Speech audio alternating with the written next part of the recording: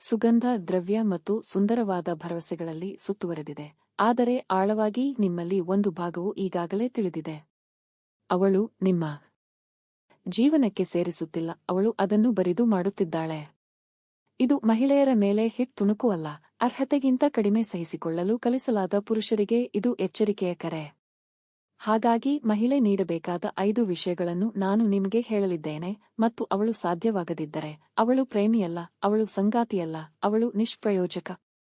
ನನ್ನೊಂದಿಗೆ ಇರಿ, ಏಕೆಂದರೆ ಪ್ರತಿಯೊಂದು ನೀವು ಭಾವಿಸಿದ ಆದರೆ ಹೆಸರಿಸಲು ಸಾಧ್ಯವಾಗದ ಸತ್ಯದ ಪದರವನ್ನು ಸಿಪ್ಪೆ ತೆಗೆಯುತ್ತದೆ. ಮತ್ತು ನೀವು ಅಂತ್ಯವನ್ನು ತಲುಪಿದಾಗ, ಸಹೋದರ, ನೀವು ಎಂದಿಗೂ ಸಂಬಂಧಗಳನ್ನು ಅದೇ ರೀತಿಯಲ್ಲಿ ನೋಡುವುದಿಲ್ಲ. ಓಹ್, ಮತ್ತು ಅಂದಹಾಗೆ, ನಾನು ನಿಮಗಾಗಿ ತುಂಬಾ ವಿಶೇಷವಾದದ್ದನ್ನು ಹೊಂದಿದ್ದೇನೆ. ಸಿಗ್ಮಾ ಅವರ ಅಸ್ಪೃಶ್ಯ ಶಕ್ತಿಯ ಕಪ್ಪು ಪುಸ್ತಕ. ಇದು ನಿಷೇಧಿತ ರಹಸ್ಯ ಜ್ಞಾನವನ್ನು ಒಳಗೊಂಡಿರುವ ಈ ಪುಸ್ತಕವಾಗಿದ್ದು, ಅದು ನಿಮ್ಮನ್ನು ಪುರುಷ, ಇತರರು, ಭಯ ಮತ್ತು ಗೌರವವನ್ನಾಗಿ ಪರಿವರ್ತಿಸುತ್ತದೆ. ಎಚ್ಚರಿಕೆ: ಇದನ್ನು ಶೀಘ್ರದಲ್ಲೇ ಅಳಿಸಲಾಗುತ್ತದೆ. ಗಣ್ಯರು, ನೀವು ಇದನ್ನು ನೋಡಬೇಕೆಂದು ಬಯಸುವುದಿಲ್ಲ. ವಿವರಣೆ ವಿಭಾಗದಲ್ಲಿ ಅಥವಾ ಕೆಳಗಿನ ಕಾಮೆಂಟ್ನಲ್ಲಿ ಪಿನ್ ಮಾಡಿ ಅದನ್ನು ಪಡೆದುಕೊಳ್ಳಿ. 1. ಗೌರವ. ಅದು ಇಲ್ಲದೆ ಅವಳು ನಿನ್ನನ್ನು ಪ್ರೀತಿಸುತ್ತಿಲ್ಲ, ಅವಳು ನಿನ್ನನ್ನು ಬಳಸುತ್ತಿದ್ದಾಳೆ. ಪುರುಷನ ಶಕ್ತಿಯನ್ನು ಹಾಳು ಮಾಡುವ ಒಂದು ನಿರ್ದಿಷ್ಟ ರೀತಿಯ ಮಹಿಳೆ ಇದ್ದಾಳೆ, ಮತ್ತು ಅವಳು ಎಂದಿಗೂ ತನ್ನ ಧ್ವನಿಯನ್ನು ಎತ್ತದೆಯೇ ಅದನ್ನು ಮಾಡುತ್ತಾಳೆ. ಅವಳು ಕಿರುಚುವುದಿಲ್ಲ, ಅವಳು ಜಗಳವಾಡುವುದಿಲ್ಲ, ಅವಳು ತಿರಸ್ಕರಿಸುತ್ತಾಳೆ, ನಿರ್ಲಕ್ಷಿಸುತ್ತಾಳೆ, ಸ್ನೇಹಿತರ ಮುಂದೆ ನಿನ್ನ ಬಗ್ಗೆ ಮಾತನಾಡುತ್ತಾಳೆ, ನಿನ್ನ ದೃಷ್ಟಿಕೋನವನ್ನು ಕಡಿಮೆ ಮಾಡುತ್ತಾಳೆ, ನೀನು ಗಂಭೀರವಾಗಿರುವಾಗ ನಗುತ್ತಾಳೆ. ಅವಳು ನಿನ್ನನ್ನು ಸಣ್ಣವಳು ಎಂದು ಭಾವಿಸುವಂತೆ ಮಾಡುತ್ತಾಳೆ ಮತ್ತು ಇನ್ನೂ ಕೆಟ್ಟದಾಗಿ, ಬಹುಶಃ ನೀನು ಅದಕ್ಕೆ ಅರ್ಹಳೆ ಎಂದು ಅವಳು ನಿನ್ನನ್ನು ಪ್ರಶ್ನಿಸುವಂತೆ ಮಾಡುತ್ತಾಳೆ. ಆದರೆ ನಾನು ನಿನಗೆ ಇದನ್ನು ಹೇಳುತ್ತೇನೆ, ಅವಳು ನಿನ್ನನ್ನು ಗೌರವಿಸದಿದ್ದರೆ ಅವಳು ನಿನ್ನನ್ನು ಪ್ರೀತಿಸಲು ಸಾಧ್ಯವಿಲ್ಲ, ಏಕೆಂದರೆ ನಿಜವಾದ ಪ್ರೀತಿ ಚಿಟ್ಟೆಗಳು ಅಥವಾ ಮೇಣದ ಬತ್ತಿಗಳ ಬಗ್ಗೆ ಅಲ್ಲ, ಅದು ಗೌರವದ ಬಗ್ಗೆ. ನೀವು ಬೆನ್ನುಮೂಳೆ, ಆತ್ಮ, ಧ್ಯೇಯವನ್ನು ಹೊಂದಿರುವ ಪುರುಷ ಮತ್ತು ನಿಮ್ಮ ಪಕ್ಕದಲ್ಲಿ ನಿಂತಿರುವ ಯಾವುದೇ ಮಹಿಳೆ ನಿಮ್ಮನ್ನು ಚಿಕ್ಕವನಲ್ಲ, ಎತ್ತರವೆಂದು ಭಾವಿಸಬೇಕು. ಉನ್ನತ ಮೌಲ್ಯದ ಮಹಿಳೆ ನಿಮ್ಮನ್ನು ಚುರುಕುಗೊಳಿಸುತ್ತಾಳೆ. ನಿಷ್ಪ್ರಯೋಜಕಳು ನಿನ್ನನ್ನು ಎಂದಾದರೂ ಹೊಂದಿದ್ದನ್ನು ಮರೆತು ಬಿಡುವವರೆಗೂ ನಿನ್ನ ಅಂಚನ್ನು ಮಂದಗೊಳಿಸುತ್ತಾಳೆ.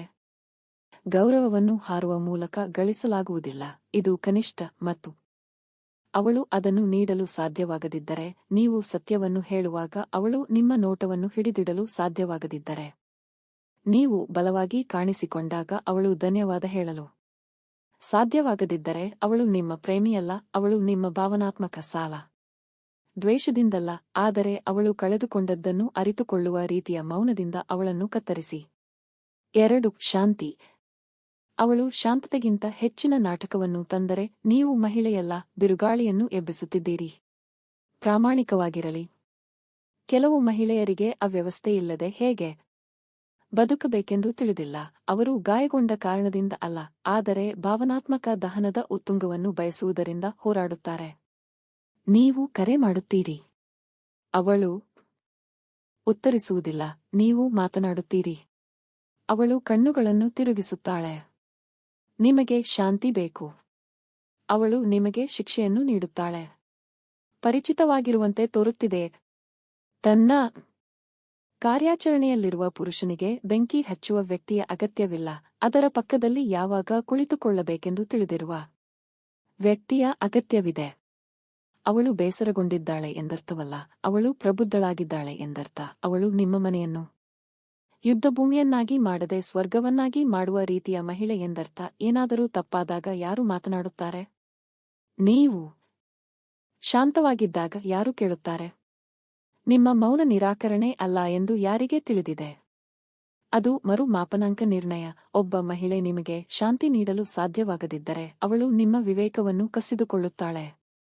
ಮತ್ತು ನೀವು ಅದನ್ನು ಅರಿತುಕೊಳ್ಳುವ ಹೊತ್ತಿಗೆ ನೀವು ಈಗಾಗಲೇ ಸುಟ್ಟು ಹೋಗಿರುತ್ತೀರಿ, ಕಹಿ ಮತ್ತು ಮುರಿದು ಹೋಗಿರುತ್ತೀರಿ. ಶಾಂತಿ ಎಂದರೆ ಶಕ್ತಿ. ಅವಳು ಯುದ್ಧಕ್ಕೆ ವ್ಯಸನಿಯಾಗಿದ್ದರೆ ಅವಳು ಅದರೊಂದಿಗೆ ಏಕಾಂಗಿಯಾಗಿ ಹೋರಾಡಲಿ. ನೀವು ಪ್ರೀತಿಯನ್ನು ಬದುಕಲು ಹುಟ್ಟಿಲ್ಲ, ನೀವು ಅದರಲ್ಲಿ ಅಭಿವೃದ್ಧಿ ಹೊಂದಲು ಹುಟ್ಟಿದ್ದೀರಿ.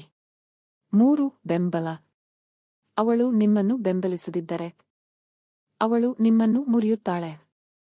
ಒಬ್ಬ ಮಹಿಳೆ ನಿಮ್ಮ ಸಾಮ್ರಾಜ್ಯವನ್ನು ನಿರ್ಮಿಸಬೇಕಾಗಿಲ್ಲ, ಆದರೆ ಅವಳು ಅದನ್ನು ನಂಬುವುದು ಉತ್ತಮ. ಬೆಂಬಲವು ಹೊಗಳಿಕೆಯ ಬಗ್ಗೆ ಅಲ್ಲ, ಅದು ಉಪಸ್ಥಿತಿಯ ಬಗ್ಗೆ. ನೀವು ಕಠಿಣ ದಿನವನ್ನು ಹೊಂದಿದ್ದಾಗ ಮತ್ತು ಅವಳು ಗಮನವನ್ನು ಬೇಡದಿದ್ದಾಗ ಅವಳು ಸಾಂತ್ವನವನ್ನು ನೀಡುತ್ತಾಳೆ, ಅದು ನೀವು ನಿಮ್ಮ ಭವಿಷ್ಯದ ಬಗ್ಗೆ ಮಾತನಾಡುವಾಗ, ಮತ್ತು ಅವಳು ನಗುವುದಿಲ್ಲ, ಅವಳು ಹಸಿವಿನಿಂದ ಕೇಳುತ್ತಾಳೆ. ನಿಮಗೆ ವ್ಯತ್ಯಾಸ ತಿಳಿಯುತ್ತದೆ. ನಿಷ್ಪ್ರಯೋಜಕ ಮಹಿಳೆ ನೀವು ಗೆದ್ದಾಗ ಚಪ್ಪಾಳೆ ತಟ್ಟುವುದಿಲ್ಲ, ಅವಳು ಸ್ಪರ್ಧಿಸುತ್ತಾಳೆ, ಅವಳು ನಿಮ್ಮ ಮಹತ್ವಾಕಾಂಕ್ಷೆಯನ್ನು ಟೀಕಿಸುತ್ತಾಳೆ, ಅವಳು ನಿಮ್ಮ ವೈಫಲ್ಯಗಳನ್ನು ನಿಮಗೆ ನೆನಪಿಸುತ್ತಾಳೆ, ನಿಮ್ಮ ಸಾಮರ್ಥ್ಯಗಳನ್ನು ಎಂದಿಗೂ ನೆನಪಿಸುವುದಿಲ್ಲ. ಆದರೆ ನಿಜವಾದವಳು ಅವಳು ನಿನ್ನ ಗಾಯಗಳನ್ನು ನೋಡುತ್ತಾಳೆ ಮತ್ತು ನಿನ್ನನ್ನು ರಾಜ ಎಂದು ಕರೆಯುತ್ತಾಳೆ, ಅವಳು ನಿನ್ನನ್ನು ಸರಿಪಡಿಸಲು ಪ್ರಯತ್ನಿಸುವುದಿಲ್ಲ. ನೀನು ಪುನರ್ನಿರ್ಮಿಸುವಾಗ ಅವಳು ನಿನ್ನ ಪಕ್ಕದಲ್ಲಿ ನಡೆಯುತ್ತಾಳೆ. ಅವಳು ನಿನ್ನನ್ನು ಬೆಂಬಲಿಸದಿದ್ದರೆ ಅವಳು ತಟಸ್ಥಳಲ್ಲ, ಅವಳು ಸತ್ತವಳು. ಮತ್ತು ನೀನು ನನ್ನ ಸಹೋದರ ಎಳೆಯಲು ಉದ್ದೇಶಿಸಿರಲಿಲ್ಲ, ನೀನು ಎದ್ದೇಳಲು ಉದ್ದೇಶಿಸಲಾಗಿತ್ತು.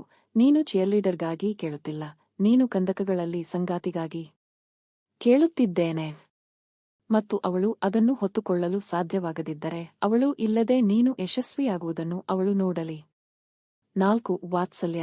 ಅವಳು ಸ್ಪರ್ಶವನ್ನು ತಡೆಹಿಡಿದರೆ ಅವಳು ಪ್ರೀತಿಯ ಕರೆನ್ಸಿಯನ್ನು ನಿಯಂತ್ರಿಸುತ್ತಾಳೆ. ಪುರುಷರಿಗೆ ಅವರು ಒಪ್ಪಿಕೊಳ್ಳುವುದಕ್ಕಿಂತ ಹೆಚ್ಚಿನ ವಾತ್ಸಲ್ಯ ಬೇಕು. ಮತ್ತು ನಾನು ಲೈಂಗಿಕತೆಯ ಬಗ್ಗೆ ಮಾತನಾಡುತ್ತಿಲ್ಲ, ನಾನು ಸ್ಪರ್ಶದ ಬಗ್ಗೆ ಮಾತನಾಡುತ್ತಿದ್ದೇನೆ. ನಿಮ್ಮ ಕತ್ತಿನ ಹಿಂಭಾಗದಲ್ಲಿ ಸೌಮ್ಯವಾದ ಬೆರಳುಗಳು. ಯಾವುದೇ ಉದ್ದೇಶವಿಲ್ಲದೆ ಒಂದು ಮುತ್ತು. ಕೇವಲ 1 ಸೆಕೆಂಡಿಗೆ ನಿಮ್ಮ ರಕ್ಷಾಕವಚವನ್ನು ಕರಗಿಸುವ ಅಪ್ಪುಗೆ ಪ್ರೀತಿಸಲು ತಿಳಿದಿರುವ ಮಹಿಳೆ ನೀಡುತ್ತಾಳೆ. ಹಿಡಿತದಿಂದ, ಕುಶಲತೆಯಿಂದ, ಹೇಗೆ ಕುಶಲತೆಯಿಂದ ವರ್ತಿಸಬೇಕೆಂದು ತಿಳಿದಿರುವ ಮಹಿಳೆ. ಮತ್ತು ಅವಳು ತನ್ನ ದೇಹವನ್ನು ಚೌಕಾಸಿ ಚಿಪ್ನಂತೆ ಬಳಸುತ್ತಾಳೆ. ಇದನ್ನು ಮಾಡಿ, ಆಗ ನಾನು ನಿನಗೆ ಅದನ್ನು ನೀಡುತ್ತೇನೆ. ಅದು ಇಂದ್ರಿಯತೆಯಲ್ಲ, ಅದು ಭಾವನಾತ್ಮಕ ಯುದ್ಧ. ನಿಜವಾದ ವಾತ್ಸಲ್ಯವು ನಿಮ್ಮ ಹೆಮ್ಮೆಯನ್ನು ಕಳೆದುಕೊಳ್ಳುವುದಿಲ್ಲ, ಅದು ಅದನ್ನು ಪೋಷಿಸುತ್ತದೆ. ಏಕೆಂದರೆ ಒಬ್ಬ ಮಹಿಳೆ ನಿಮ್ಮನ್ನು ಪ್ರೀತಿಯಿಂದ ಸ್ಪರ್ಶಿಸಿದಾಗ ನೀವು ದುರ್ಬಲರಾಗುವುದಿಲ್ಲ, ನೀವು ತಡೆಯಲಾಗದವರಾಗುತ್ತೀರಿ.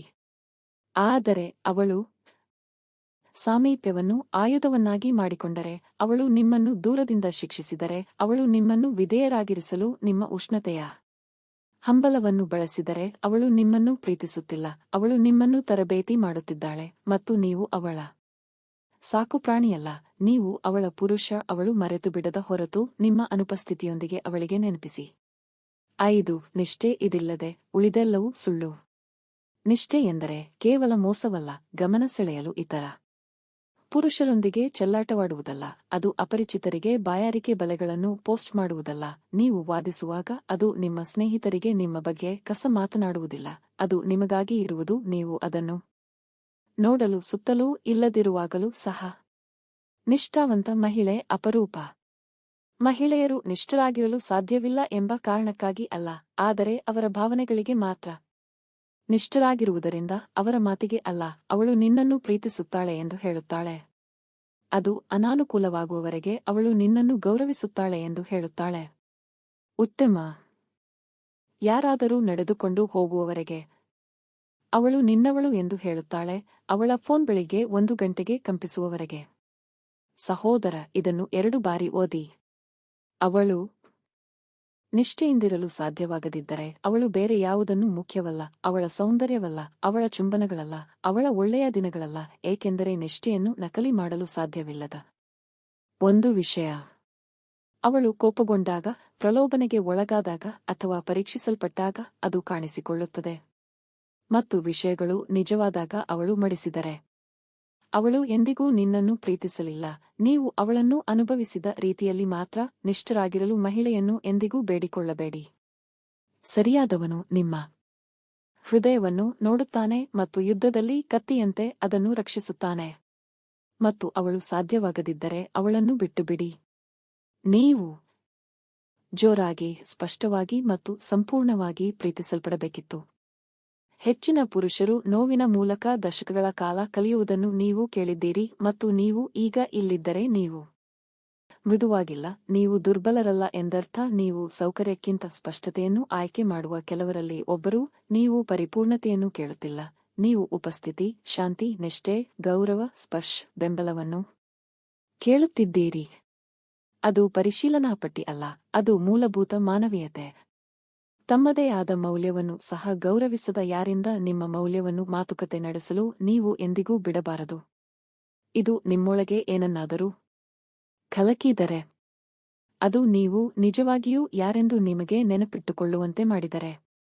ಚಂದಾದಾರರಾಗಿ, ಏಕೆಂದರೆ ಇಲ್ಲಿ ನಾವು ಬೆನ್ನಟ್ಟುವುದಿಲ್ಲ, ನಾವು ಮುನ್ನಡೆಸುತ್ತೇವೆ, ನಾವು ಗುಣಪಡಿಸುತ್ತೇವೆ ಮತ್ತು ಮರಳಿನಿಂದ ಅಲ್ಲ, ಕಲ್ಲಿನಿಂದ ಪುನರ್ನಿರ್ಮಿಸುತ್ತೇವೆ.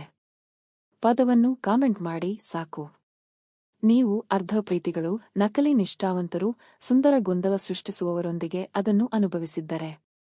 ನೀವು ಬರಿದಾಗುವುದನ್ನು ಮುಗಿಸಿ ನಿಮ್ಮ ಶಕ್ತಿಯನ್ನು ಮರಳಿ ಪಡೆಯಲು ಸಿದ್ಧರಿದ್ದರೆ ಅದನ್ನು ಬರೆಯಿರಿ, ಅದು ಪ್ರತಿಧ್ವನಿಸಲಿ.